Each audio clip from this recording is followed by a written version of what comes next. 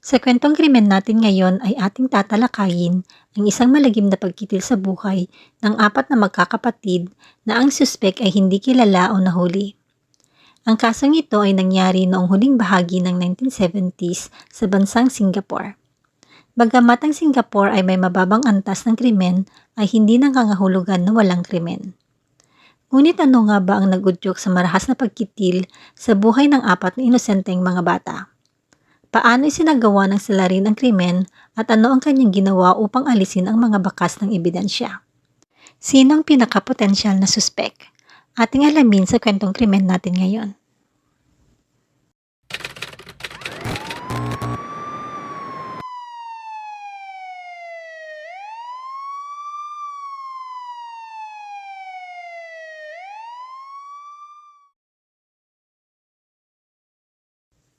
"6:35 ng umaga noong January 6, 1979 nang ang mag-asawang sina Tan Kuen Chai at Lee Mei-ying ay umalis ng bahay para magtrabaho. Kasama ang apat na anak, ang pamilya ng anim ay nakatira sa isang flat sa Block 58 Geylang Bahru. Ang mag-asawang Tan ay nagpapatakbo ng isang minibus service na naghahatid ng mga mag-aaral sa paaralan. Tuwing 7:10 ng umaga, ay regular na tumatawag si Mrs. Tan sa bahay para gisingin ang kanyang mga anak para ihanda sila sa pagpasok sa paaralan.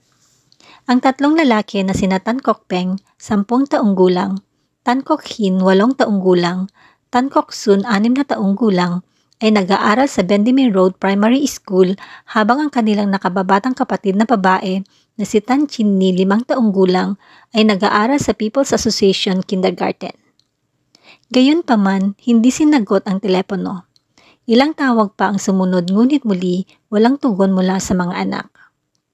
Pagkatapos ay tinawagan ni Mrs. Tan ang kanyang kapitbahay para kumatok sa kanilang flat. Muli ay walang tumugon. Ipinagpalagay ni Mrs. Tan at ng kanyang kapitbahay na maaaring nagising ng maaga ang magkakapatid at nakaalis na ng bahay para pumasok sa paaralan. Alas 10 na ng umaga nang makauwi ang mag-asawang Tan mula sa trabaho. Ang sumunod nilang nakita ay mananatiling nakaukit sa kanilang isipan magpakailanman. Ang walang buhay at sugat ang mga katawan ng kanilang apat na mga anak na nakatambak sa ibabaw ng isa't isa na nasa loob ng banyo. Ang magkakapatid ay marahas na pinagtataga kung saan ayon sa pathologist na sumuri sa kanilang mga katawan ay sinabi na ang bawat isa sa kanila ay nagtamo ng hindi bababa sa 20 sugat sa kanilang mga ulo at mga paa. Ang bunso na si Chinny ay nagkaroon ng maraming sugat sa kanyang mukha habang ang kanang braso ng panganay na si Kok Peng ay halos mahiwalay na sa kanyang katawan. Ang pagsisiyasat ng Criminal Investigation Department Special Investigation Section ay humantong sa ilang mga insight. Walang bakas ng persahang pagpasok sa bahay na nagmumungkahi na ang magkakapatid ay maaaring kusang nagbukas ng pinto at nagpapasok sa isang taong kakilala nila. Walang naiulat na mga bagay na nawawala na nagpapahiwatig na ito ay hindi isang pagnanakaw. Ang mga hibla ng buhok na natagpuan sa nakayukom na kamay ng panganay na si Kok Peng ay nagpapahiwatig na sinubukan niyang itaboy ang mga salarin. Ito ay maaaring nagdulot sa mga sugat sa kanyang kanang braso. Ang salarin ay pinaniniwalaan na gumamit ng chopper at punyal batay sa mga sugat at saksak na nakita sa katawan ng mga biktima. Ang kawalan ng anumang sigawan o ingay ay nagpapahiwatig na ang krimen ay maaaring ginawa ng dalawang tao. Ayon sa teorya ng mga investigador, maaaring ang isang salarin ay namamahala sa pagpapatahimik sa magkakapatid habang ang isa naman ay responsable sa isa-isang pagdalat sa kanila sa banyo kung saan ginawa ang pagkitil sa kanilang buhay. Ang mga bakas ng dugo sa lababo sa kusina at kawalan ng mga mantsa ng dugo sa sala ay nagmumungkahi na nilinis ng salarin ang lugar bago umalis sa flat. Malamang na ang oras na naganap ang krimen ay nasa pagitan ng 6:35 at 7:10 ng umaga, na nagmumungkahi na ito ay mahusay na pinagplanuhan at alam ng mga salarin ang pang-araw-araw na routine ng pamilya. Napagpasyahan ng pulisya na ang krimen ay pinagplanuhan at ang salarin o mga salarin ay tiniyak na hindi sila makapag-iiwan ng mga ebidensya at ito ay maaaring ginawa ng isang malapit na kontak o kakilala ng pamilya Tan. Hindi tiyak ang motibo ngunit kinilala ang posibilidad na ito ay udyok ng isang paghihiganti. Sinabi ng kapatid ni Mrs. Tan sa media na ang nangyari sa magkakapatid ay maaaring may kaugnayan sa isang illegal tontine scheme at itinoon ng mga pulis ang posibilidad na ang salarin ay isang sugarol. Pero ang anggulo ng pagsisiyasat na iyon ay hindi sila dinala sa salarin at sinabi ng mga Tan sa media na hindi sila nakasakit ng sinuman. Naniniwala rin ng pulisya na ang salarin ay kakilala ng pamilya Tan dahil alam nila na si Mrs. Tan ay sumailalim sa sterilization pagkatapos niyang isilang ang kanyang huling anak. Dagdag pa dito, ang mga Tan ay nakatanggap ng Chinese New Year card 2 linggo pagkatapos ng krimen. Hindi tiyak kung ito ay isang panloloko lamang o hindi. Ang card ay naglalarawan ng mga batang masayang naglalaro ng magkakasama at ang mag-asawa ay tinawag sa kanilang mga palayaw na Atchay at Aeng. Isinulat sa card ang, "Ngayon ay hindi ka na magkakaroon ng mga anak, ha ha ha."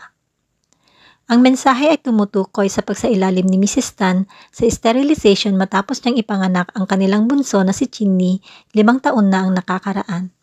Ito ay isang lihim na itinatago na ang tanging mga kamag-anak at malalapit na kaibigan lamang ng pamilya Tan ang nakakaalam. Ang card ay nilagdaan ng The Murderer.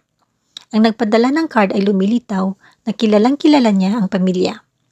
Dahil sa kakulangan ng advanced forensic technology sa Singapore noong 1970s, ang fingerprint sa card ay hindi nasuri at na-trace kung kanino ito nanggaling. Ang sumunod na mga buwan ay mga buwan ng pagsisiyasat at daang-daang panayam sa mga posibleng suspek. Maraming saksi ang lumitaw. Noong January 7, 1979, tinanong ng mga homicide investigator ang 2 babae na may kaugnayan sa krimen, ngunit kalaunan ay pinalaya sila. Sa kabila ng pagtatanong sa mahigit 100 na mga kapitbahay ng pamilya Tan at mga pampublikong apela para sa mga saksi, nahirapan ng pulisya na makakuha ng kapaki-pakinabang na impormasyon. Ang mga magulang ng mga bata ay tinanong din ng mga pulis. Isang saksi ang nagsabi sa isang Chinese newspaper na nakita niya ang isang mag-asawa na umalis sa pinangyarihan ng krimen. Ang isa sa kanila ay may bahid ng dugo. Ngunit ang mga pagsisiyasat ng pulis ay kalaunan ay natuklasan na ito ay isang panloloko lamang. Isinalaysay ng isa pang saksi na may isang pagkakataon na nakita niya si Mrs. Tan na nakikipagtalo sa isang lalaki sa kabilang flat, bagamat ito ay pinabulaanan ni Mrs. Tan. Isa sa mga kapitbahay ng mga Tan, ang 68 years old na si Yam Yin Tin, ay sinabi na regular siyang umuupo sa koridor tuwing umaga para panoorin ang mga batang naglalaro at makikita niyang sinumang paparating at aalis mula sa flat ng pamilya Tan. Ngunit sa umaga na naganap ang pagkitil sa buhay ng magkakapatid, ay naghuhugas siya ng kanyang buhok at wala siyang nakitang pumasok o umalis sa flat ng mga Tan. Isang taxi driver mula sa Toa Payoh ang nag-ulat kalaunan na bandang alas 8 ng umaga noong araw na iyon, isang lalaki di umano na nasa edad 20 ang sumakay sa kanyang taxi malapit sa Block 98 sa kahabaan ng Kalang Baru Road malapit sa lokasyon ng krimen. Ayon sa taxi driver, ang lalaki ay may mantsa ng dugo sa kaliwang bahagi ng kanyang katawan at may dalang kutsilyo na nauntog pa sa pintuan ng taxi nang siya ay bumaba sa Lavender Street. Itinugma ni Mr. Tan ang paglalarawan ng taxi driver sa isang kapitbahay niya, isang binata na halos araw-araw na bumibisita sa kanilang flat upang makigamit ng kanilang telepono. Kilala siya ng buong pamilya sa tawag na Uncle.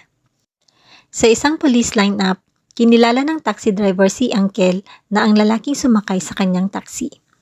Gayunpaman, ang kapitbahay ay pinalaya pagkatapos ng 2 linggo dahil sa kakulangan ng ebidensya na nag-uugnay sa kanya sa krimen. Ang lalaki na isang Malaysian ay kalaunan umalis sa Block 58 kasama ang kanyang kapatid na babae. Sa paglipas ng mga taon, iba't ibang mga haka-haka ang umusbong hinggil sa dahilan ng pagkitil sa buhay ng magkakapatid, na lahat ay mariing itinanggi ng mag-asawang Tan. Ayon sa mga haka-haka, nakipagrelasyon si Mrs. Tan sa isang malapit na kaibigan, marahil ay ang tinawag na Uncle, at kinitil niya ang buhay ng magkakapatid matapos ang pag-aatubili ni Mrs. Tan na iwan ang kanyang pamilya para sa kanya. Maaari rin na ang pamilya Tan ay nasangkot sa isang ilegal na tontine scheme kung saan ang bawat isa ay mag-aambag ng pera at ang mga natitirang buhay ng mga miyembro ay maghahati-hati sa perang nalikom. Dalawang babae na umano'y sangkot sa Tontine scheme ang sinasabing kinitilang buhay ng mga bata para sa pera. Isa pa sa mga haka-haka ay isang kamag-anak di umano ni Mrs. Tan ang nakiusap sa kanya na bilhan siya ng lottery ticket. Ang jackpot price ay $45,000 na katumbas na ngayon ng $97,000. Sinasabi ng lottery ticket ay nanalo. Ngunit sinabi ni Mrs. Tan sa kanyang kamag-anak na hindi siya nakabili ng ticket dahil nakalimutan niya ito. Sinasabi na ang kamag-anak ay hindi naniniwala na hindi nakabili si Mrs. Tan ng ticket bagkus ay kinuha ang perang pinanalunan at bilang paghihiganti ay kinitil niya ang buhay ng magkakapatid bago tumakas ng bansa. At ang panghuling haka-haka ay katulad din ng nauna. Ngunit sa pagkakataong ito, ang tinawag na si Uncle di umano ang nagpabili ng ticket kay Mrs. Tan. Alam umano ng mga tao sa lugar, kabilang na ang mag-asawang Tan, na si Uncle ang kumitil sa buhay ng mga bata, ngunit sila ay nanahimik dahil bahagi umano siya ng isang street gang. Sinasabi rin na sangkot din ang mag-asawang Tan sa mga aktibidad ng ipinagbabawal na gamot at ayaw itong ilantad ni Uncle dahil mauuwi ito sa death penalty. Ang magkakapatid ay inihimlay sa Chachukang Cemetery noong January 7, 1979 kasama ang kanilang mga bag, libro at mga laruan. Ilang beses na nahimatay si Mrs. Tan habang ang kanyang mga anak ay inilalagay sa kanilang mga libingan. Ang salarin ay hindi kailanman nahuli at dinala sa hustisya. Di nagtagal pagkatapos ng trahedya, ang mga Tan ay tumigil sa kanilang minibus operation at nakahanap ng trabaho sa isang plastic bag manufacturing firm. Isang taon matapos ang malagim na pangyayari, ang mga Tan ay tinampok sa The Straits Times at tinukoy ang kanilang tahanan bilang 4 na pader ng kawalan. Nagparehistro din ang mga Tan sa Social Welfare Department na umaasang makapag-aampon sila ng 2 anak. Sa kalaunan, sumailalim si Mrs. Tan sa sterilization reversal operation at nakapagbuntis muli. Noong December 30, 1983, sa edad na 35, nagsilang siya ng isang sanggol na lalaki.